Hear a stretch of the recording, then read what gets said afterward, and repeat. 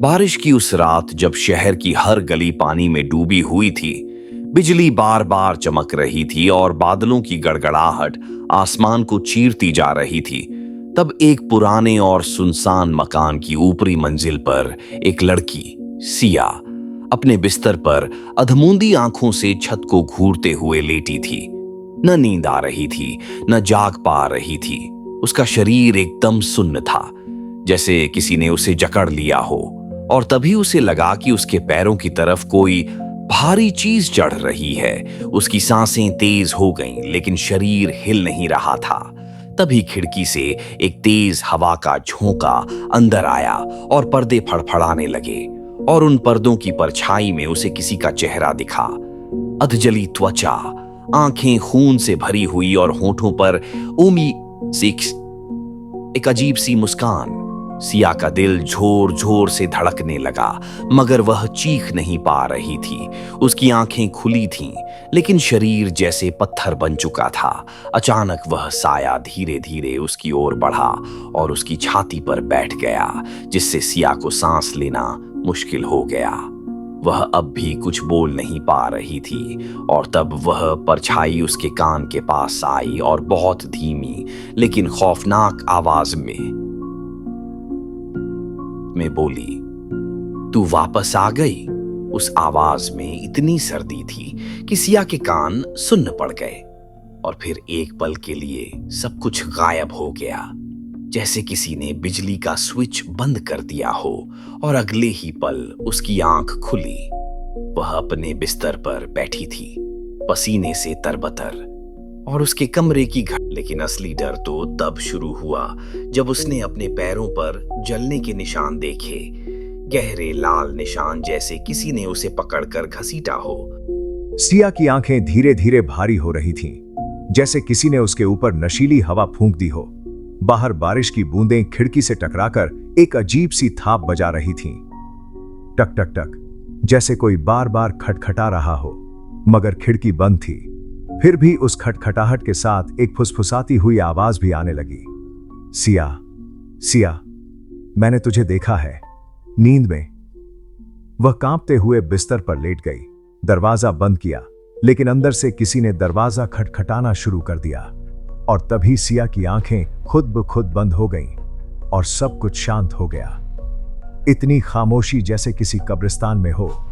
फिर उसने खुद को उसी हवेली के बीचों बीच खड़े पाया, जहां वो उस रात हंसी थी, और आज वो हवेली जली हुई, राख में बदली हुई थी, मगर फिर भी उसमें एक कमरा चमक रहा था, जैसे वहां कुछ अभी भी जिंदा हो। उसने कदम बढ़ाए, और जब वो उस कमरे के पास पहुंची तो दरवाजा अपने आप खुल गया।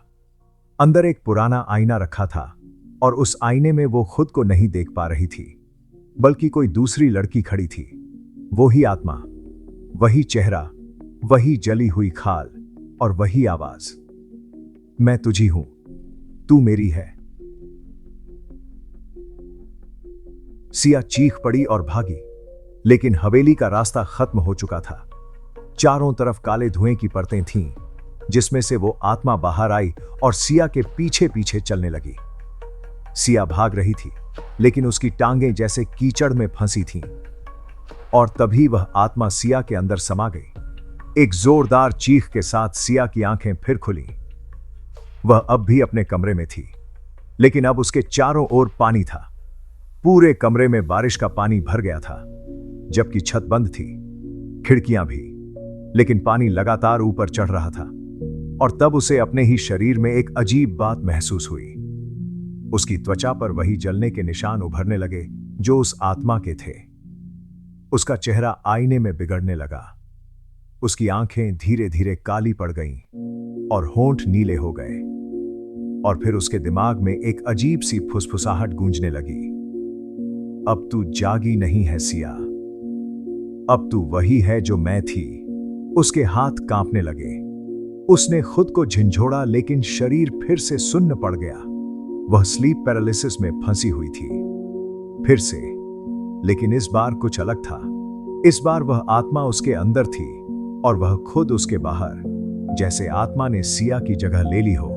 और अब सिया एक कैद आत्मा बन चुकी थी, जो बाहर से अपने ही शरीर को देख रही थी, जो अब हंस रहा था, उसी खौफनाक हंसी से जैसे वह लड़की हर बार करती थी। अब सिया हर रात बारिश के साथ जागती है, लेकिन किसी और के शरीर में, किसी अजनबी के सपनों में। और जब भी कोई लड़की आधी रात को नींद में आंख खोलती है और खुद को हिलते हुए नहीं पाती, समझ लेना सिया वहीं कहीं आसपास है, तुम्हारी आत्मा को उसी तरह घूरती हुई जैसे एक बार कोई उसे घूरता था। बारिश अब भी नहीं रुकी है, हवाएं अब भी उसके नाम की फुसफुसाहट लाती हैं, और गांव वाले अब कहते हैं, जो बारिश में सोता है वो सिया को सपने में बुलाता है। और जब कोई लड़की नींद में आंखें खोलकर आसमान देखती है, तो उसे एक जली हुई लड़की की परछाई छत पर रेंगती हुई दिखती है, जो धीरे धीरे उसकी छाती पर चढ़ती है। उसका मुंह कान तक आकर फुसफुसाता है, अब तू मेरी तरह जलेगी।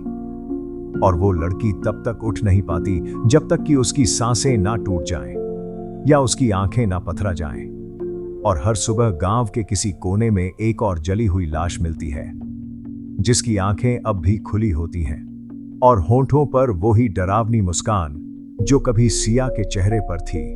बारिश अब खून में भीगने लगी है, और हर बूंद में वो चीखें घुल चुकी हैं जिनमें सिया की आत्मा कैद है। वो लड़की जो एक खेल में आत्मा से टकरा बैठी थी, अब खुद खेल बन चुकी है। स्लीप पैरालिसिस, बारिश और जलती आत्माएं अब एक शाप बन चुकी हैं। और जब अगली बार तुम्हारे कमरे में बारिश की बूंदें गिरें, खिड़की अपने आप खुले और तुम्हारा शरीर अचानक सुन्न पड़ जाए, तो समझ लेना सिया लौट आई है। जब सिया छोटी थी, तब उसकी मां अक्सर रात को उसे थपथपाकर सुलाया करती थी। लेकिन एक रात जब वह 6 साल की थी, उसकी मां की जगह कोई और आकर उसके पास बैठा। छाया में डूबा चेहरा, बहुत ठंडी उंगलियां और एक खामोश शरीर, जिसने बस उसके सिर पर हाथ फेरा और कहा, अब तू मेरी है।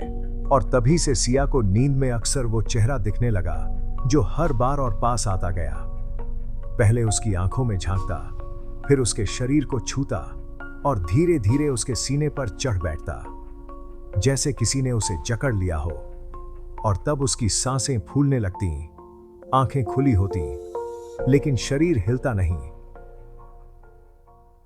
चीख के रूप में हलक तक आती, लेकिन बाहर नहीं निकलती। यही था उसका पहला अनुभव, स्लीप पैरालिसिस का। और तब से हर बारिश की रात वो अनुभव लौटता गया, और साल दर साल उसका डर सड़ता रहा। उसकी मां ने कहा था, यह सपना है। लेकिन क्या सपना उस समय भी होता है जब कोई तुम्हारी आंखों में देखकर तुम्हारा नाम ले?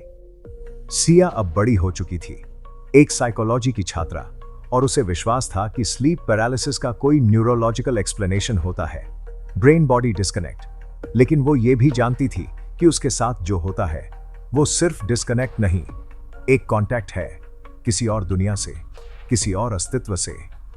और अब वो अपने अनुभवों को रिकॉर्ड करने लगी थी। हर रात के डर को कैमरे में कैद करने की कोशिश करती, लेकिन कैमरा बार बार बंद हो जाता, वीडियो करप्ट हो जाते। और हर बार जब सुबह उठती तो उसकी गर्दन पर किसी के उंगलियों के निशान होते, गहरे नीले, जैसे किसी ने उसे पकड़कर खींचा हो। और एक रात तो इतना डरावना हुआ कि उसने खुद को बाथरूम के फर्श पर गीला और कांपता हुआ पाया। और याद तक नहीं था कि वह वहां कैसे पहुंची, सिर्फ एक धुंधली सी छवि, आईने में दिखता चेहरा जो उसका नहीं था।